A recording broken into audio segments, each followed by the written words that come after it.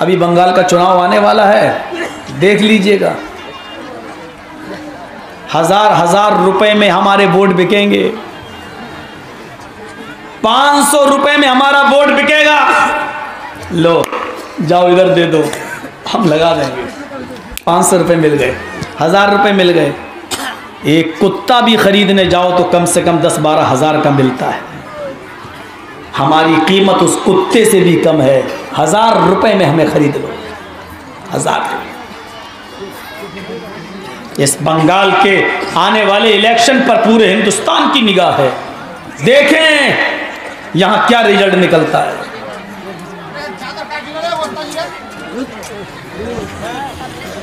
सबसे बड़ा मदरसे का हमदर्द यही है,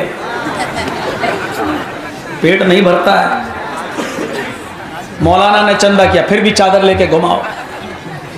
करो भाई, आप तो जलसा करने के लिए बुलाते ही कहाँ, चंदे के लिए बुलाते हो। मेन मकसद वही, अरे चंदा तो हो गया और होगा इंशाअल्लाह। और फिर आपने अल्लाह के नाम पे मदरसा खोला, अल्लाह उसका इंतजाम करेगा। सुनिए, और चादर घुमाओ, मना नहीं है। आप, अल्लाह ताला आपके मदरसे को बरकत दे, दिन दूनी रात चौगनी तरक्की दे। हमें भी खुशी होती है कि आपके यहाँ मदरसे, हम भी बिहार बंगाल में इसीलिए ज़्यादा आते हैं ताकि यहाँ चलो कम से कम मदरसे चल रहे हैं। आप घुमाइए चुपके से, कम शोर तो मत करिए। जाओ चादर लेके, हम खुद कह रहे हैं, जाइए और चादर लेकर घूमिए और आप दीजिए इस मदरसे का ताउन करिए। देखिए इस वक्त उर्दू तो हमारे यहाँ जनाजा निकल गया है। अगर हमने इन अरबी मदरसों का भी ख्याल नहीं किया तो एक दिन ये अरबी मदारस भी बंद हो जाएंगे। लिहाजा आपको इसका ख्याल करना पड़ेगा। अब मोदी वोदी से उम्मीद मत रखिए, किसी से ये उम्मीद मत रखिए कि आपके मदरसों में ताउन करेगी। ये उम्मीदें छोड़ दीजिए, आपको इन मदरसों को खुद जिंदा रखना है।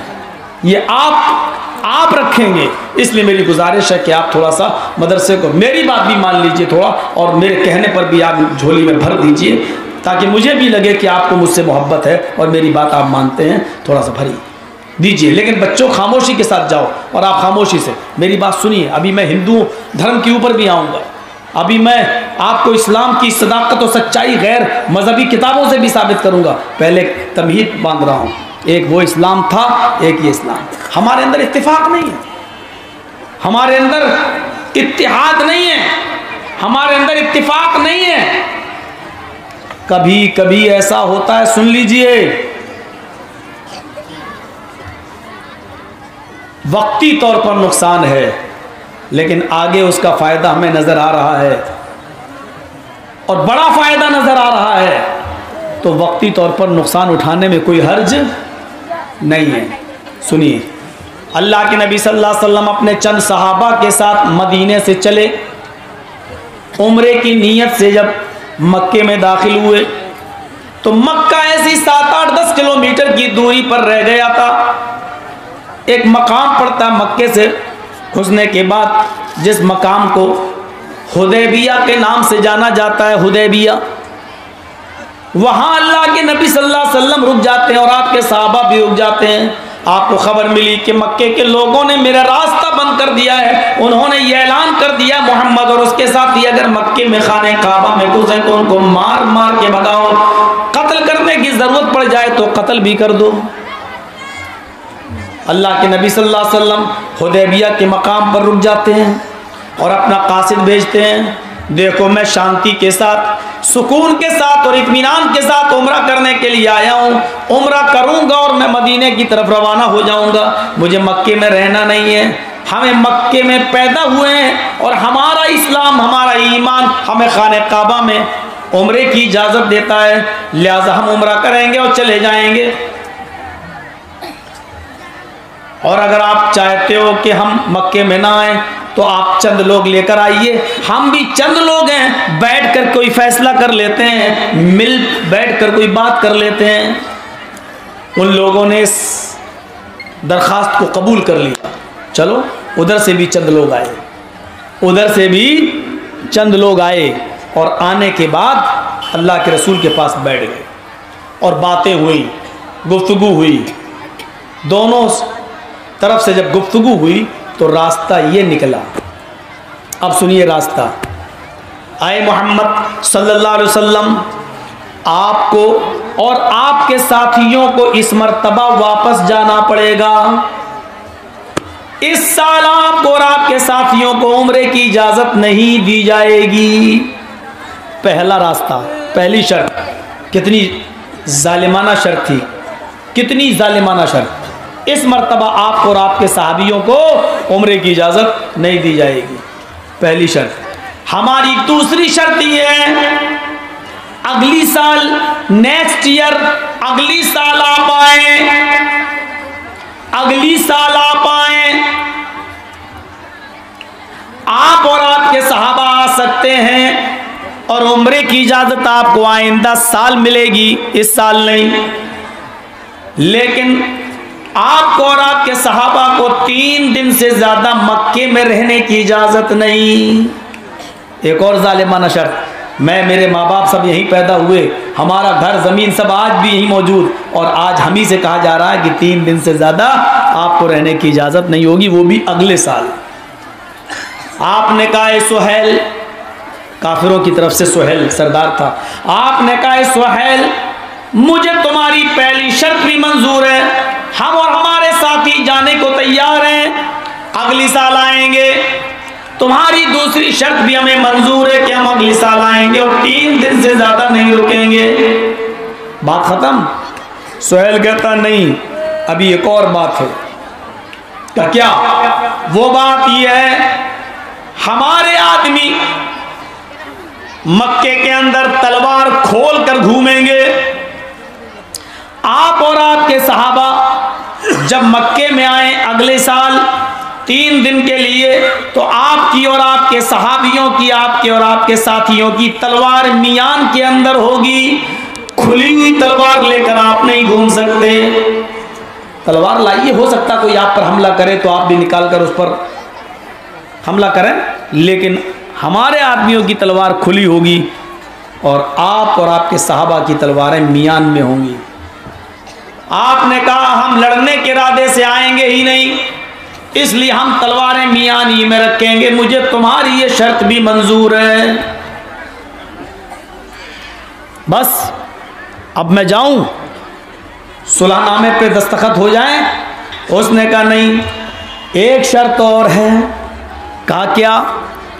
चौथी शर्त मेरी ये है। सुहैल ने कहा, अय मोहम्मद सल्लल्लाहु अलैहि वसल्लम, हमारा कोई आदमी अगर मक्के से भागकर मदीने जाता है, आपसे मिलता है, ईमान लाता है, मुसलमान होता है, मक्के से भागकर मदीने जाता है और हमें पता चल जाए कि वो आपके पास है, तो आपको मेरा आदमी वापस करना होगा, आपको मेरा आदमी वापस करना होगा। लेकिन आपका आदमी अगर मदीने से भागकर मेरे पास आया मक्के में, तो हम आपका आदमी वापस नहीं करेंगे। कोई शर्त है? बिल्कुल ऐसे ही शर्त है बांग्लादेश, है पाकिस्तान, इन मुल्कों से जो प्रताड़ित होकर हमारे भारत में आए हैं, ईसाई, बुद्धिस्ट, क्रिश्चियन, हिंदू, बौद्ध, इनको तो हम नागरिकता देंगे, लेकिन जो मुसलमान भाग कर आए हैं हम उनको नागरिकता नहीं देंगे। बिल्कुल वही जालिमाना शर्त जो सुलह हुदैबिया के मौके पर मक्के के काफिरों के सरदार ने रखी थी। मेरा आदमी तुम्हारे पास आएगा, तुम्हें वापस करना होगा, तुम्हारा आदमी मेरे पास आएगा तो हम उसे वापस नहीं करेंगे। अमित शाह, तेरे कानों में मौलवी जर्जीस की आवाज यूट्यूब के जरिए पहुंच जाएगी। जब वो चीज ज्यादा दिन नहीं चली तो तेरी अकड़ भी ज्यादा दिन नहीं चलेगी। और मैं सही कह दूं कि तू किस रास्ते पे जा रहा है? कहते हैं कि गीदड़ को जब मौत आती है तो वो शहर की तरफ भागता है, तू भी उसी शहर की तरफ भाग रहा है जहां मौत तेरा मुकद्दर बनी हुई है। मोदी कुछ नहीं है, मोदी तो कठपुतली बना बैठा है। मोदी के अंदर सलाहियत ही नहीं है देश चलाने की। वो एक औरत नहीं चला सकता तो देश क्या चलाएगा? वो अपनी 80 और 90 साल की अम्मा को ATM में लगा देता है, लाइन में खड़ा कर देता है। जो अपनी अम्मा की इज्जत ना करे वो देश की क्या इज्जत करेगा? मोदी की कोई हैसियत नहीं। ये तली पार करा रहा है जो कुछ करा रहा है। ये टकला मोटा, इसकी अकल इसके घुटने में पहुंच गई है, दिमाग नहीं अब इसके अंदर।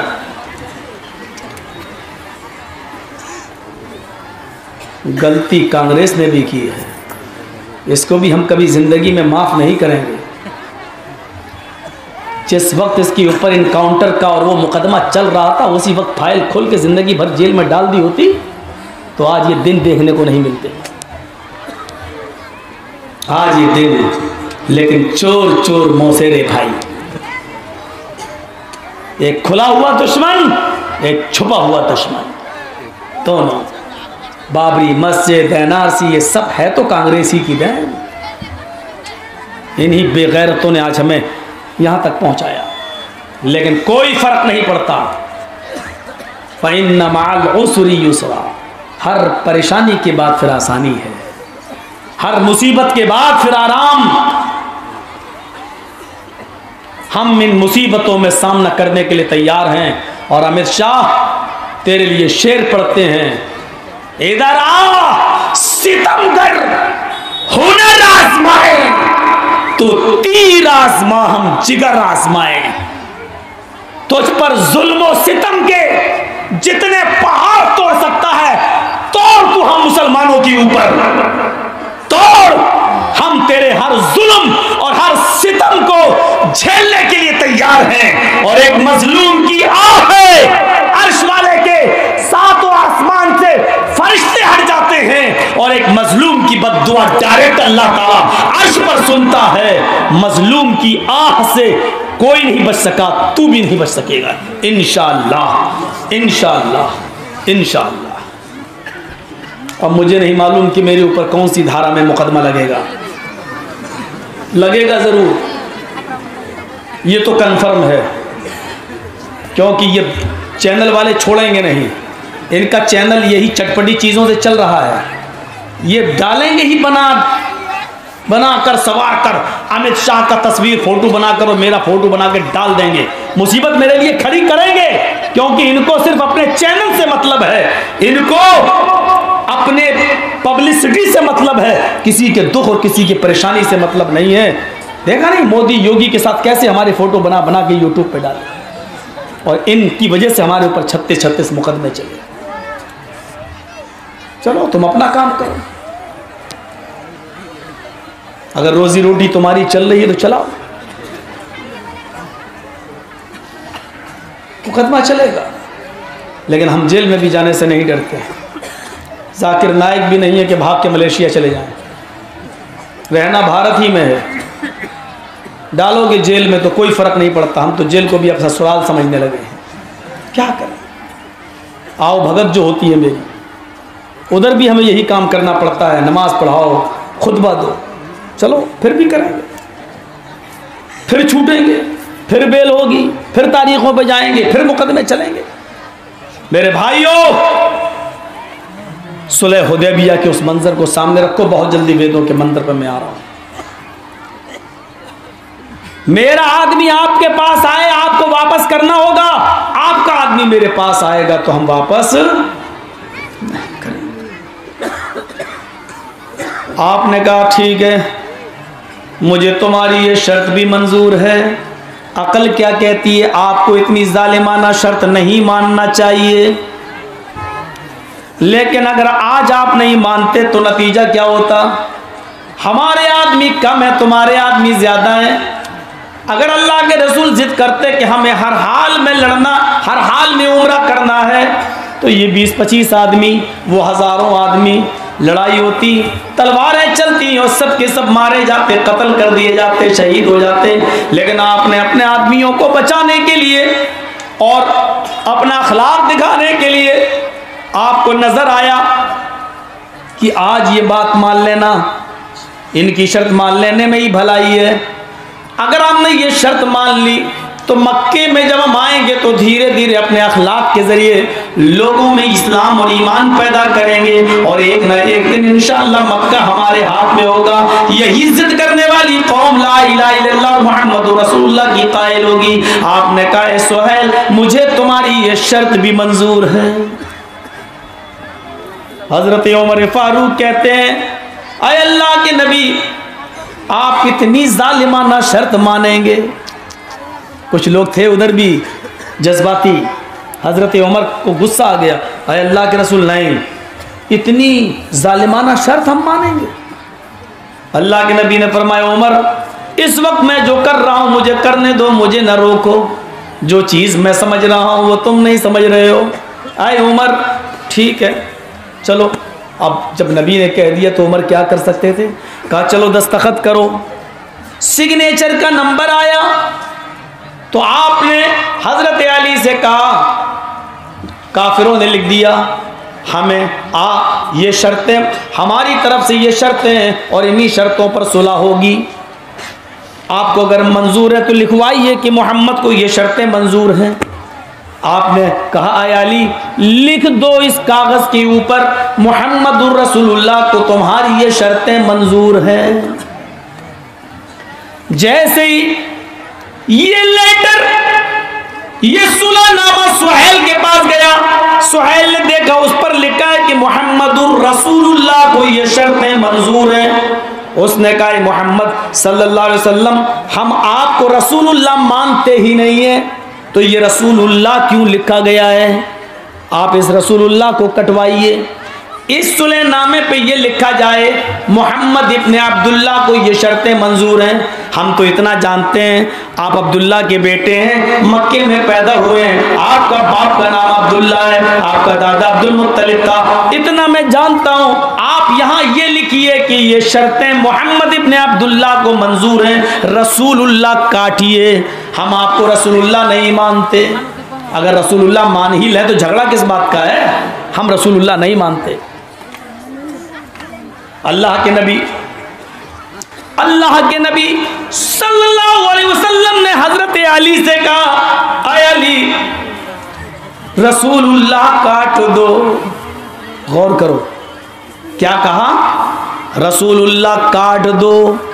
हजरत अली ने जैसी सुलहनामा अपने हाथ में लिया और रब से रसूलुल्लाह जो अभी लिखा था, जब आपने कहा काट दो तो हजरत अली रोने लगे और कहने लगे अल्लाह के रसूल कम से कम मेरे हाथ से तो रसूलुल्लाह मत कटवाइए। अल्लाह ने आपको रसूल बनाकर भेजा है, फिर मैं कैसे रसूलुल्लाह काट दूं? यानी मैं ये कैसे मान लूं कि आप अल्लाह के रसूल नहीं है?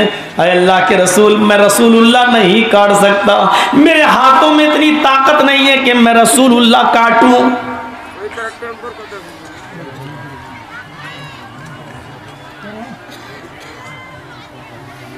क्या बात भाई, आगे बैठे हो कम से कम इधर तो। अल्लाह के नबी ने कहा अली अगर तुम नहीं काट पा रहे हो तो मुझे दे दो, लाओ और मुझे बताओ कि कहाँ लिखा है रसूलुल्लाह। हजरत अली ने बताया ये लिखा है। अल्लाह के नबी ने जैसी उस पर कलम चलाना चाहा, हजरत उमर ने कलम रोक दिया। अरे अल्लाह के रसूल इतना बता दीजिए, अरे अल्लाह के रसूल सिर्फ मेरी इतनी सी बात का जवाब दे दीजिए। अलसना अलल हक, बुखारी पढ़िए, अलसना अलल हक, क्या हम हमारे ये साथी और आप क्या हम लोग हक पर नहीं हैं? क्या हम सच पर नहीं हैं? क्या आप अल्लाह के रसूल नहीं हैं? क्या इस्लाम सच्चा मजहब नहीं है? क्या अल्लाह एक नहीं है? क्या वो हमारा माबूद नहीं है? हजरत उमर ने जब ये कहा है अल्लाह के रसूल, तो अल्लाह के नबी सल्लल्लाहु अलैहि वसल्लम ने उमर के जुमले सुने तो अल्लाह के रसूल की आंखों में आंसू आ गए। रोते हुए कहा उमर हम हक पर हैं, हम अल्लाह की इबादत करते हैं, हम अल्लाह के रसूल हैं, लेकिन इस वक्त सुलह करना ज़रूरी है। ये जो कह रहे हैं मुझे करने का। अल्लाह के रसूल, जब हम हक पर हैं तो हम मरने के लिए तैयार हैं, इनको मारने के लिए तैयार हैं। इनको मारा तब भी सवाब, मारते मारते अगर हम मर गए तब भी हमारे लिए जन्नत। अल्लाह के रसूल, हम तो दोनों पे फायदे में है, फिर हमें लड़ने की इजाजत क्यों नहीं दे रहे? आपने फरमाया, उमर आज थोड़ा नुकसान, आज छोटा नुकसान अगर बर्दाश्त कर लिया जाए तो आगे बड़ा नुकसान से हम बच जाएंगे। बड़े नुकसान से बचने के लिए छोटा नुकसान गवारा कर लो। अरे उमर, भलाई इसी में है कि शर्त मान लो, आप बैठो। और इसके बावजूद अल्लाह के रसूल ने सुलह नामे पर दस्तखत कर दिए और रसूलुल्लाह काट दिया। देखा आपने, वापस भी चले गए। अगली साल फिर आए, दूसरे साल फिर आए। धीरे धीरे इस्लाम बढ़ता गया, अखलाक फैलता गया, किरदार का अच्छा नमूना सामने आया। और 10 साल के बाद पता चला कि पूरे मक्के में 10,000 सहाबा के साथ फातिहाना दाखिला करके उसी खाने काबा में सबसे पहले घुसे, जिसमें 360 बुत रखे हुए थे।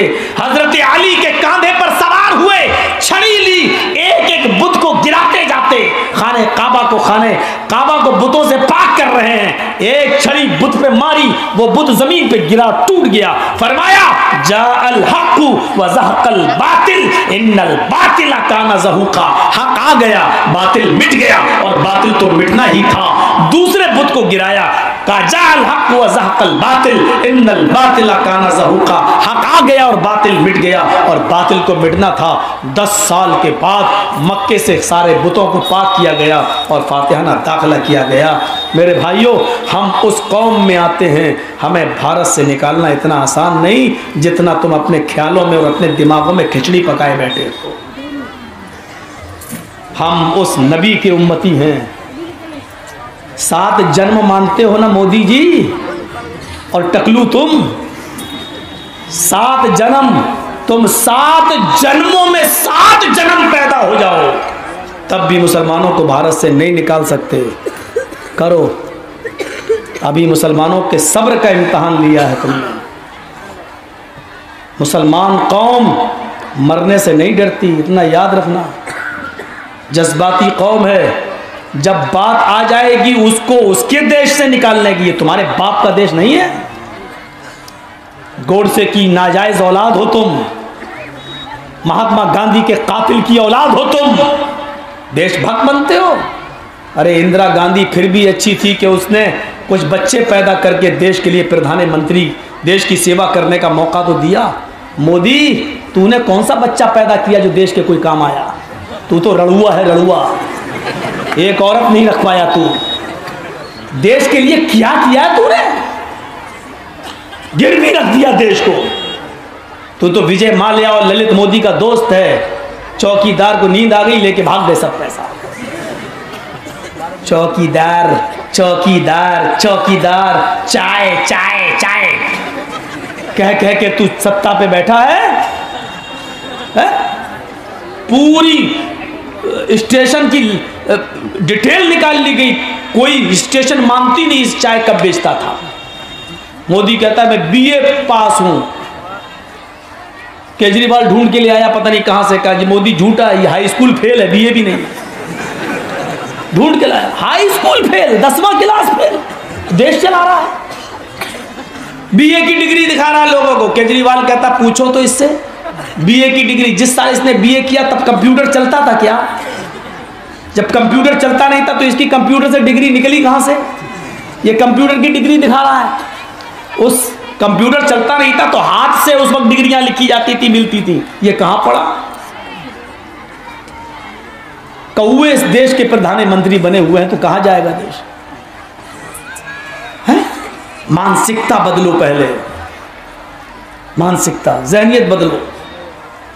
जिस रास्ते पर तुम इस देश को ले जा रहे हो इंतहाई डेंजर है वो रास्ता। जिंदगी भर के लिए कत्ल क़िताल और खून खराबे का, एक बार तलवारें मियान से निकल गई। मोदी जी, आपकी गंगा जमुना जिसको तुम मां कहते हो, खून की नदियों से और खून के रंग से पानी का रंग लाल हो जाएगा, लाल।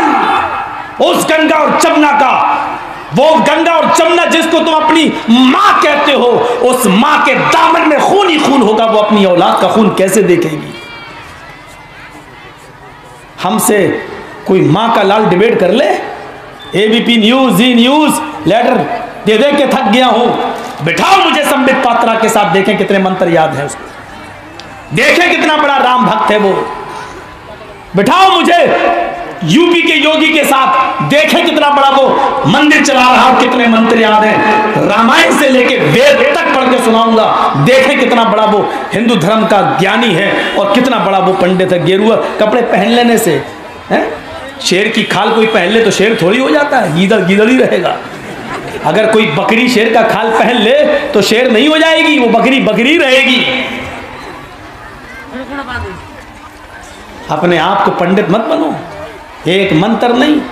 योगी जी मंदिर मंदिर मस्जिद, राम मंदिर बनाएंगे, राम मंदिर, हमसे बहस कर लो। अगर बहस करोगे तो हम भी साबित कर देंगे कि रामचंद्र जी भी 5 टाइम की नमाज पढ़ते थे। आओ ना, कृष्ण जी 5 वक्त की नमाज पढ़ते थे। तुम कहोगे मुंह बंद कर, मेरे कृष्ण के बारे में ऐसा बोल रहा है। मैं कहूंगा मुंह नहीं बंद करूंगा, तेरी गीता सुनाऊंगा। योगी उज्जित सतत महात्मा नम्र स्थित एकाकी अच्युतात्म निराशीर परिग्रह। बता, बोल इसका तर्जमा क्या हुआ? पढ़ श्रीमद् भागवत गीता के 6 अध्याय का 10वां मंत्र, इसमें कृष्ण जी नमाज पढ़ते थे। अगर भाग ना जाए डिबेट से तो मेरा नाम जर्जीस नहीं। तुम अपनी किताबों से डिबेट नहीं कर सकते हो मुझसे, अपनी किताबों से। बने हैं गेरुआ कपड़ा पहन लिया है, बन गए पंडित, बन गए देशभक्त, सबसे बड़े देशद्रोही ये लोग।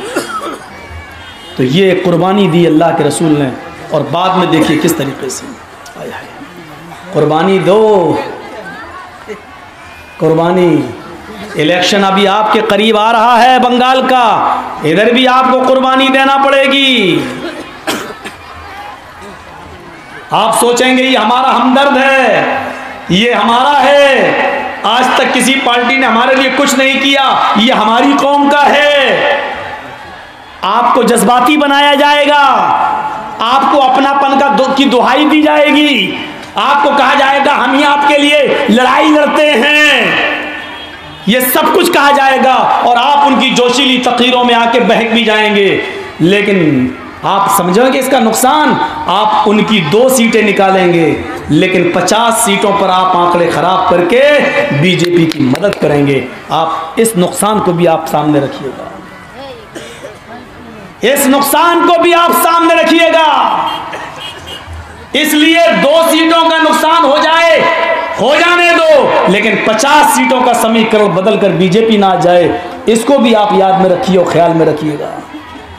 इसमें मैं किसी पार्टी का नाम नहीं ले रहा हूं, कोई गुस्सा ना हो मेरे ऊपर, मौलाना आप क्या कर रहे हैं। मैं किसी पार्टी का एजेंट नहीं हूं कि मुझे कोई पैसा दे रहा हो, बस मैं तो मुस्तकबिल देखना चाहता हूं। इस मर्तबा का चुनाव बड़ा अजीब है, बंगाल पर पूरे हिंदुस्तान की निगाहें टिकी हुई है, टिकी हुई है। और फिर बड़े नुकसान से बचने के लिए छोटा नुकसान, मैं ईमानदार मानता हूं, नेक मानता हूं, बहुत अच्छा आदमी है मानता हूं, हमारे लिए लड़ता मानता हूं, उसकी नीयत पर मुझे कोई शक नहीं मानता हूं। लेकिन इसके बावजूद मैं आपसे ये कहूंगा कि बड़े नुकसान से बचने के लिए छोटे नुकसान को कुर्बान कर दो। इस वक्त हम मुसलमान वैसे हैं, बिल्कुल उस तरह है जैसे एक औरत को डिलीवरी हो रही है, बच्चा पैदा हो रहा है और ऑपरेशन कर रहा है डॉक्टर, लेकिन बाहर निकल कर कहता जर्जी साहब आपकी बीवी के पेट में जो बच्चा है, ऑपरेशन के वक्त हालत नाजुक है, बच्चा उल्टा है, मैं मां यानी आपकी बीवी या आपके बच्चे में से किसी एक को बचा पाऊंगा। अब आप बताइए कि मैं किसको बचाऊं, बीवी को बचाऊं आपकी या आपके बच्चे को बचाऊं? मैं किसी एक को बचा सकता हूं। जर्जीस को बीवी से भी प्यार है, जर्जीस की वो इकलौती औलाद है जो पैदा हो रही है, जर्जीस को उस बच्चे से भी मोहब्बत है, लेकिन दिल पर पत्थर रखकर जर्जीस फैसला लेता है कि मेरी बीवी को बचा लो, छोटा बच्चा अगर जा रहा है तो जाने दो। क्योंकि बड़े नुकसान से बचने के लिए छोटे नुकसान की हमें कुर्बानी देना पड़ती है, और शरीयत हमें इस वक्त इजाज़त दे रही है कि बड़े नुकसान से बचने के लिए छोटा नुकसान कर दो। इस वक्त हमारी वही पोजीशन है मेरे भाइयों कि हमें बड़े नुकसान से बचने के लिए, और बड़ा नुकसान क्या, यानी बीजेपी बरसर इक़्तिदार कहीं बंगाल में ना जाए, उस बीजेपी को रोकने के लिए हमें मोदी और मोदी की नाजायज औलादों से अपने बंगाल को बचाने के लिए मेरे भाइयों एक प्लेटफार्म पे आना पड़ेगा, और हमें बड़े नुकसान से बचने के लिए छोटा नुकसान करना पड़ेगा। मेरी बात से हो सकता है कि आप सहमत ना हो, लेकिन मेरे भाइयों ये मेरे दिल का एक दर्द था जो हम आपके दरमियान बांट रहे थे। आइए मेरे प्यारे साथियों, अल्लाह की कसम किसी पार्टी की तरफ जहन में मत ले जाइएगा, कभी ये मत सोचिएगा कि मैं किसी का प्रचार करने, नहीं, मेरे पास MLC के वो आती है ऑफर, मेरे पास राज्यसभा का मेंबर बनने का ऑफर, पार्टी मुझे कहती है राज्यसभा का मेंबर बनाएंगे, आप आओ हमारा प्रचार करो। मौलवी जर्जीस ने लात मारी है जूते की नोक पर MLC और राज्यसभा के मेंबर को ठुकराया है। मेरे भाइयों, हमने आज तक कोई पार्टी ज्वाइन नहीं की है। क्यों? क्योंकि जिस दिन मैं किसी पार्टी में चला जाऊंगा, किसी भी पार्टी में, मेरी अल्लाह ने अभी जो इज्जत दी है फिर मुझे वो इज्जत नहीं मिलेगी।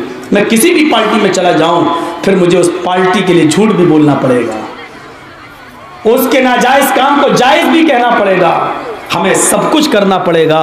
मेरे भाइयों, हमारा ज़मीर इसके लिए तैयार नहीं होता है, वरना राज्यसभा का मेंबर जर्जीस साहब आपके दरमियान क्यों आएंगे? करोड़ों अरबों रुपए तो हम तब मिल जाएंगे जब राज्यसभा के मेंबर बन जाएंगे। हम तो जिंदगी भर बैठ के खाएंगे, हमारी 7 पीढ़ियां तक बैठ के खाएंगी, एक बार राज्यसभा का मेंबर बना दिया जाए मेरे भाइयों। लेकिन हमने ऐसी कुर्सियों को भी जूते की नोक पे ठुकराया है। दिल्ली से ऑफर है मेरे पास, यूट्यूब में ये सब आ रहा है, रिकॉर्ड हो रहा है, भारत में बोल रहा हूँ, बंगाल में बोल रहा हूँ, तो आपको कुर्बानी देना पड़ेगी। मेरे प्यारे साथियों, अल्लाह का शुक्र अदा करो कि आप इस्लाम के पैरोकार हैं। मत घबराओ, थोड़ी देर के लिए परेशानियां हैं, ये सिर्फ आपको टारगेट बनाया जा रहा है, बस सिर्फ आपको। बंगाल का चुनाव है इसलिए सारे हौवे खड़े किए जा रहे हैं। अभी NRC लाई गई थी तो पता चला कि इन्हीं के आदमी सबसे ज्यादा उसी में है, हिंदू ही सबसे ज्यादा विदेशी हैं। टांगे आंखें, ये क्या हुआ? सोचा था कि कई करोड़ निकलेंगे, आंखें फाड़ गया उसका दिमाग। हम तो अभी जाके सो जाएंगे, लेकिन ये टकला नहीं सोएगा, अल्लाह ने इसको अजाब दिया है। ये रात में भी सोचता है, सोता होगा तो इसको लादेन ख्वाब में दिखाई देता होगा। ये रात में कभी सोता भी होगा तो इसको ये ख्वाब में दिखाई देता होगा कि इसको लागू करने के बाद मुसलमान कितना हमारा दुश्मन होगा और कितने आतंकवादी हमारे दुश्मन होंगे, कहीं हमें जान से ना मार दें। ये टकला जो है ये भी सोचता होगा। इसकी बीवी कहती भी होगी क्यों दुश्मनी मोल ले रहे हो, समझाती भी होगी, लेकिन अभी नशा है। नई नई दुल्हन को देखने सब आते हैं, नई दुल्हन को। जिस कुर्सी पर बैठे हो ना तुम, हम तो कुछ नहीं है उसके मुकाबले, फिर भी तुझे टकला कह रहे हैं, फिर भी तुझे मोटा कह रहे हैं, फिर भी तुझे हम गोडसे की नाजायज औलाद कह रहे हैं। तो अब बता, तो उस कुर्सी पर अगर मैं पहुंच जाऊं तो मैं क्या कह सकता हूं? जिस कुर्सी पर तू बैठा है, अब अंदाजा लगाओ, एक मामूली आदमी जब ये कह सकता है, अगर उस कुर्सी पर हमें बिठा दिया जाए तो हम क्या क्या कर सकते हैं। इसी का नशा है तुम्हें कि तुम उस कुर्सी पर बैठे हुए हो। जब कांग्रेस की सरकार थी और ये तड़ीपार था, तब डरता था कि अब क्या होगा मेरा, भागता था, डरता था, फिर कहता था कि ये मोदी हमारी मदद नहीं कर रहा है, फिर ये था। आज ये हालत हो गई। ये नशा है, ज्यादा दिन नहीं। देशी शराब थोड़ी है, देशी नहीं है, कहीं से पढ़ के आए हो, वही फार्मूला लागू कर रहे हो। इंशाअल्लाह अल्लाह तुम्हारी उम्मीदों को कभी पूरा नहीं होने देगा। ये तो बंगाल के चुनाव देखकर उसने ऐसा किया। मेरे भाइयों, इस्लाम को फॉलो करो। कुरान क्या कहता है? ये इस्लाम सबका मजहब है, ये इस्लामी सनातन धर्म है, ये इस्लामी सबका मजहब है, ये इस्लाम ही सबका है। मोहम्मद रसूलुल्लाह इसको लेकर नहीं आए, मोहम्मद से पहले भी जितने नबी आए वो सब इसी दीन को लेकर आए। कुरान ऐलान करता है, कुल या अहलल किताबी तालू इला कलिमतिन सवाइन बैनना व बैनकुम अल्ला नअबुद इल्लल्लाह व ला नुशरिक बिही शैया।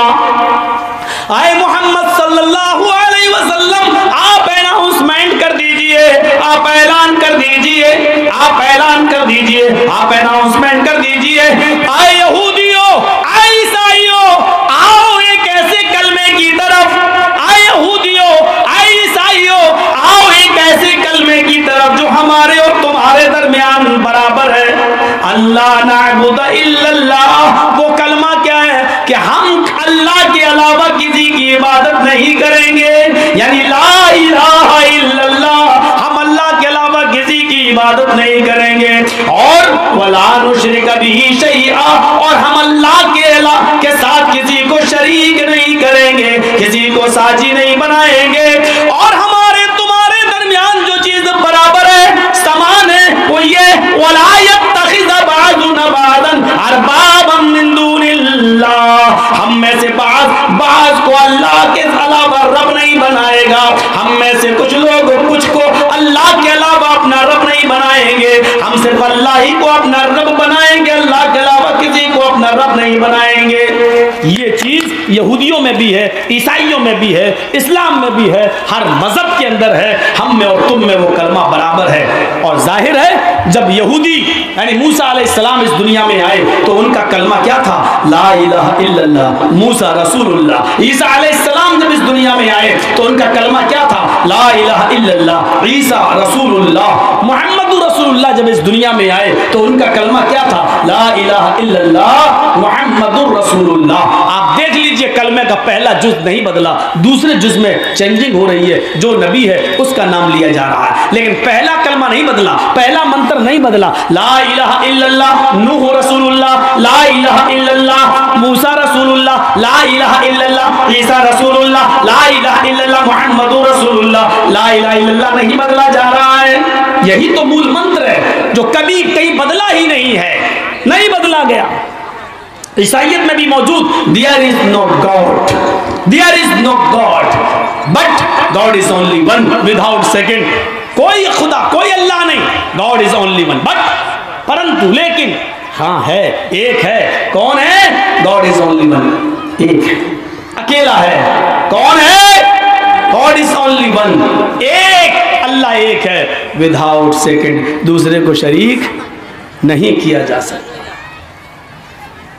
ला इलाहा इल्लल्लाह, कोई खुदा नहीं अल्लाह के अलावा, वहदहू एक है, वो अकेला, ला शरीक ला, किसी को शरीक नहीं किया जा सकता, किसी को शरीक नहीं किया जा सकता।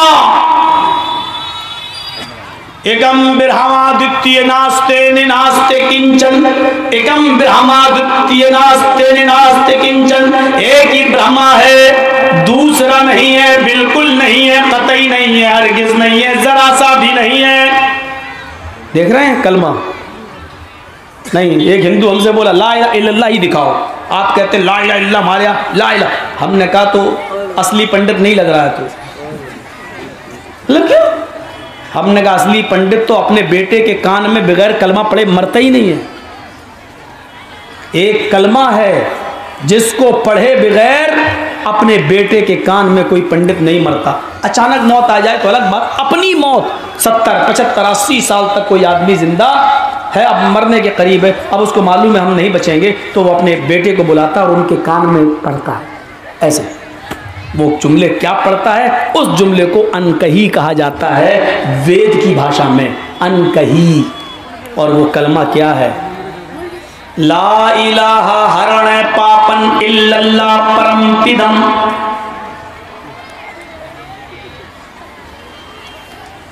योगी मरेगा वो भी पढ़, योगी की तो औलाद ही नहीं है, वो क्या पढ़ेगा? बोल जाता हूं लेकिन बाद में पता चलता है ये तो रड़ुआ है, वो शादी नहीं की। इनके भगवान शादी कर रहे हैं, इन रड़ुओं को पता नहीं क्या हो गया। राम की पत्नी सीता थी, राम के पिता राजा दशरथ की 3 पत्नियां थी। इन लोगों ने कहा शादी करो और उन्होंने करके दिखाई, लेकिन पता नहीं इनको किसने कह दिया मत करो। और जब करते नहीं तो इधर उधर मुंह मारते फिरते हैं, और मुंह नहीं मारे होते तो बलात्कार के केस चलते तुम्हारे ऊपर। केस चल रहा, मर्डर का केस, बलात्कार का केस, सब चल रहा। अब कुर्सी पे बैठे हो इसलिए फाइल नहीं खुल रही है, कुर्सी से हटोगे दूसरी सरकार आएगी, फाइल खुलेगी। ये चलता रहेगा, ये आजकल फैशन हो गया, फैशन। ये कलमा पढ़ना पड़ता है पंडित को, ला इलाहा हरण पापन। मेरे बेटे मरने से पहले तू भी ला इलाहा पढ़ लेना, ला इलाहा हरण पापन। मेरे बेटे मरने से पहले तू ला इलाहा इल्लल्लाह पढ़ लेना, तेरे सारे पाप हरण हो जाएंगे। हरण पापन, तेरे सारे पाप हरण हो जाएंगे। तू जो चाहे न स्वर्ग तो जपे नाम मोहम्मद। अगर तू स्वर्ग जन्नत चाहता है तो मोहम्मद का नाम जपने वाला बन जा, मोहम्मद का नाम लेने वाला बन जा, मोहम्मद के रास्ते पे चलने वाला बन जा। ये हिंदू जो असली पंडित होता है वो पढ़ता है, ये पंडित नहीं है। आपको कभी वो हाथ में त्रिशूल लेके, टीकाधारी लेके, धोती वोती बांध के चले तो ये साधु हैं, पंडित नहीं है। साधु कौन है? जाहिल। ये जितने अयोध्या में बैठे हुए हैं ये सब साधु हैं। इनमें बहुत से तो नागा हैं, नंगे रहते हैं। अभी देखो कुंभ का मेला लगता है इलाहाबाद में, सब नंगे नहाते हैं, एक तरफ औरतें नहा रही है, एक तरफ, और वहीं सब कुछ होता है। नागे बाबा, और उसको क्या समझते हो? फो जाने क्या, कितना बड़ा हमने तीर मार लिया। बहरहाल तुम्हारे पूजा का मामला तुम जानो। और जैनियों में देखो, वो भी तुम्हारी एक ब्रांच है, वो तो खुला ही हुआ नंगा घूमता है। कई बार जैनियों के सर्वधर्म सम्मेलन में जाना पड़ा, स्टेज पे वो बुलाते थे, हिंदू मुसलमान सिख ईसाई सबको बुलाते थे, तो हमें भी बुलाया, गए। अब देखो बोले कि आपका नंबर हमारे पंडित जी से, हमारे जो महावीर उनसे पहले है आपका नंबर। अब भाई जलसा वो करा रहे हैं, प्रोग्राम वो करा रहे हैं, तो वो जब टाइम देंगे तभी तो हम बोलेंगे। मैंने कहा ठीक है। अब वो खड़ा हो गया स्टेज पे, बोलने लगा, पीछे से उसकी दुकान दिख रही है, नंगा खड़ा है, वहीं ऐसे बोल रहा है, तो हमें सुनना पड़ रही है। अब वो बाद में मीडिया वाले कहने लगे आओ फोटो ले लो। मैंने हट, इसके साथ कौन फोटो लेगा, भाग, इसके पास खड़े होकर फोटो लेंगे, ताज्जुब है। अब जब प्रोग्राम खत्म हुआ तो उसको ले जाया जा रहा है और पीछे पीछे उसकी औरतें चल रही हैं। तो हमसे कहा ये नाश्ता तो कर लोगे साथ में? तो हमने कहा चलो, सारे हिंदू मुसलमान ईसाई यहूदी सब जा रहे हैं, तो हमने कहा इनका नाश्ता नहीं करेंगे तो ये कहेंगे कि ये लोग हम लोगों को छूत मानता, छूत। तो हमने कहा चले कर लो। तो वहाँ एक जगह बैठ गया, तो कहने लगे कि पहले ज़रा इनकी पूजा होगी, औरतें इसकी पूजा करेंगी और बाद में नाश्ता मिलेगा। तो जब पूजा देखने लगा मैं कि क्या होती है इनमें, तो औरतों के हाथ में दूध है, वो दूध डाल रही है उस नंगे बाबा के ऊपर, सर पे। और जैसे ही वो दूध ऊपर से नीचे बहता हुआ जब शर्मगाह पे आता है, पेशाब की जगह, तो वही कटोरा लगा लेती प्याला से, ऊपर दूध डालेंगी, वो बहता हुआ जैसे दूध नीचे आया ऐसे लगा लिया, भरने लगे। हमने ये क्या कर रही है? और पता नहीं क्या इंजेक्शन लगा लेते हैं ये लोग, क्या इतनी खूबसूरत खूबसूरत औरतें, और उनकी मशीन में कोई हरकत ही नहीं होती। लड़कियां वो डाल रही हो। अब आप कह रहे हैं मौलाना कहाँ जा रहे हैं? मैं बहुत संभल के बोल रहा हूँ, ये मैं संभल के बोल रहा हूँ तब ऐसा बोल रहा हूँ। अब सोच लो अगर संभल के ना बोलता तो क्या बोलता मैं। ऊपर ये मशीन में मुझे बोलना पड़ रही है, वरना मैं कुछ और बोलता। ऊपर डाला तो दूध जो आया वो भर लिया, ऐसा लगा लिया, वो देख भी रही। तो हमने फिर उनके लोगों से पूछा कि इस दूध का ये क्या करेंगी, ये तो यार। फिर हमने एक दूसरा मौलाना था, दो मौलाना को बुलाया गया, बरेलवी था वो, तो उससे क्या मतलब हमें। तो हमने उससे कहा यार ये तो कितना गंदा लोग है, ये लाया शर्मगाह का दूध। तो कहता चुप, पहले देख तो लो, देखो पहले क्या कर रहे हैं, पहले देखो। तो हमने कहा आप क्या देख रहे हैं? तो वो कहता है कि अरे यार, वो उसकी मशीन कौन देख रहा है, हम ये देख रहे हैं। उसी ने हमें बताया, हम ये देख रहे हैं कि इतनी गोल्डन गोल्डन खूबसूरत लड़कियां और जाकी मशीन में कुछ हो ही नहीं रहा। क्या सुन कर देते हैं, इंजेक्शन लगा देते हैं, क्या कर देते हैं, अल्लाह ही बेहतर जाने। वो अपने उतने डीपली हमने जानने की कोशिश, पूछ भी नहीं पर शर्म लग रही है, किससे पूछूं, कहीं जूते ना मारने लगे, भाई नहीं क्या पूछना। तो हमने पूछा भी नहीं उनसे। तो हमने इतना पूछा कि भाई इस दूध का क्या होगा। तो जैनियों ने हमें बताया कि ये दूध ये औरतें अपनी बोतल में इसको भर लेती हैं, और जब कोई औरत को बच्चा पैदा होने वाला होता है, गर्भवती होती है, हामिला होती है, तो उस औरत को पिलाती हैं ये दूध जिसके पेट में हमल होता है। तो हमने कहा वो क्यों? कहा कि उससे बच्चा नेक पैदा होता है। हमने उस मौलाना से कहा इस जगह से दूध बहता हुआ आएगा और गर्भवती औरत को पिलाया जाएगा तो उससे बच्चा नेक पैदा होगा। तो कहने लगा ऐसे ही हरामी होगा, ऐसे ही हरामी होगा। मैंने कहा अब करने गए इसलिए थे कि जब हर आदमी को अपनी मजहबी बात कहने की इजाज़त थी तौहीद, तो हमने भी वहाँ जाके पेश की। लेकिन फ़ोटो खींचने का जब नंबर आया तो मैंने उसको हटा दिया, हमारा फ़ोटो। तो एक कौम ये भी है, ये भी बेचारे कहते अल्लाह ने जैसे पैदा किया ऊपर वाले ने वैसे ही रहो, उसने नंगा पैदा किया तो नंगा ही रहना चाहिए। हमने उन लोगों से कहा ईश्वर ने जब पैदा किया तो उंगली 2 इंच की थी, आज 5 इंच की हो गई है, 3 इंच काट के फेंक दो।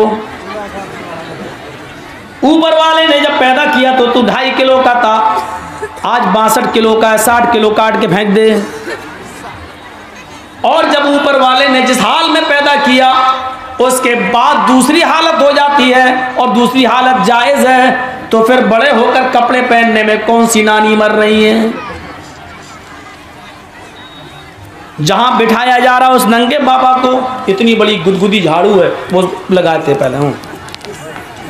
अब अपना ये समझ लो क्या है, हम नहीं बोलेंगे, तो ऐसे बोल रहा बैठ गया। हमने कहा कुर्सी क्यों झाड़ी? वो कीटाणु होते हैं ना, कीटाणु जरासीम, वो ना मर जाएं कहीं।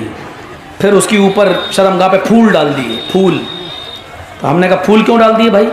अच्छा नहीं लग रहा ना, ये सब बैठे हुए हैं। तो हमने कहा जब पर्दा ही करना है तो 2 मीटर का कपड़ा नहीं पहना सकते हो? है चुप, बहस मत करो यार, बहस मत करो। तो हमने कहा अच्छा ये पैदल क्यों चलते हैं ज़मीन पर? कि बस सवारी अवारी पर नहीं बैठते हैं, सारी खुशियाँ इन्होंने त्याग दी हैं। हमने कहा ये पैर ज़मीन पे चलते हैं तो चींटी वीटी मर जाती होंगी, बहुत से जरासीम मर जाते होंगे, तो ये हिंसा नहीं है? है यार तुम लोग यार जाने कहाँ से लाते हो ये सारी बातें। हमने कहा तुम्हारे ये गुरुजी ये सुबह ब्रश नहीं करते हैं क्या? हे पागल, ब्रश क्यों नहीं करेंगे? मुंह में बदबू नहीं आएगी? हमने कहा ब्रश करते होंगे तो दांत के कीड़े मर जाते होंगे जरासीम, तो हिंसा नहीं होती है। बोला तो मैं आइंदा बुलाना छोड़ दूंगा। मैं फिर ज़्यादा बहस नहीं किया, क्या करें। हर धर्म के अंदर अल्लाह का नाम, हर मजहब के अंदर अल्लाह का नाम। हिंदू धर्म में तो अल्लाह के नाम इतने हैं कि सारे हिंदुओं के पंडित मिल जाए तो गिन नहीं पाएंगे, गिन नहीं पाएंगे। एक ही मंत्र में देखो अल्लाह का कितना नाम आ रहा है। अस्मल्लाम इल्लल्ले मित्रवरो इल्लल्ले इल्लल्लाम इल्लल्ले मित्रवरो इल्लल्ले इल्लल्लाम मुहम्मद रसूल रब्बरस अस्मल्लाम इल्लल्ले मित्रवरो इल्लल्ले इल्लल्लाम। अल्लाह के अलावा कुछ दिख ही नहीं रहा इस मंत्र। अस्मल्लाम इल्लल्ला मित्रवरो इल्लल्ले इल्लल्लाम इल्लल्ले मित्रवरो इल्लल्ले इल्लल्लाम मुहम्मद रसूल रब्बरस अस्मल्लाम इल्लल्ले इल्लल्ले मित्रवरो इल्लल्ले इल्लल्लाम। अल्लाह ही अल्लाह, अल्लाह सबसे बड़ा, अल्लाह से बड़ा कोई नहीं है। उसी ने धरती और आकाश जमीन को पैदा किया, वो सबसे बड़ा, उससे बड़ा कोई नहीं है। इल्लल्ले मित्रवरो इल्लल्ले इल्लल्लाह, उसी अल्लाह की पूजा करो, उसके अलावा कोई पूजा योग्य नहीं है। उसी अल्लाह के सामने सर झुकाओ, उसके अलावा कोई सर झुकाने लायक नहीं है।